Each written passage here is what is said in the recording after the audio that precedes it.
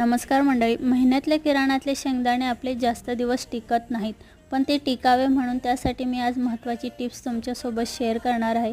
तर सुरुवात करूया आजच्या व्हिडिओला.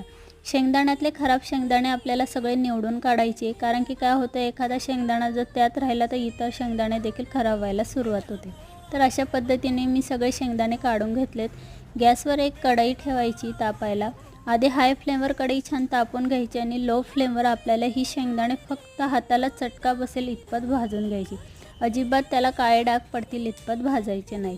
तर अशा पद्धतीने हे शेंगदाणे छान मस्त हाताला चटका बसेपर्यंत भाजून घ्यायचे. चॅनलला नवीन असाल तर चॅनलला सबस्क्राईब करा, बेल आयकॉनला क्लिक करायला विसरू नका. अशा पद्धतीने छान कंटिन्यू हे शेंगदाणे खालवर करत राहायचे आणि मस्त गरम होईपर्यंत परतून घ्यायचे. तर ही शेंगदाणे परतून झाल्यानंतर एका परातीमध्ये काढून घ्यायचे, थंड करून घ्यायचे आणि एका काचेच्या बरणीमध्ये छान महिनाभर स्टोअर करून ठेवा.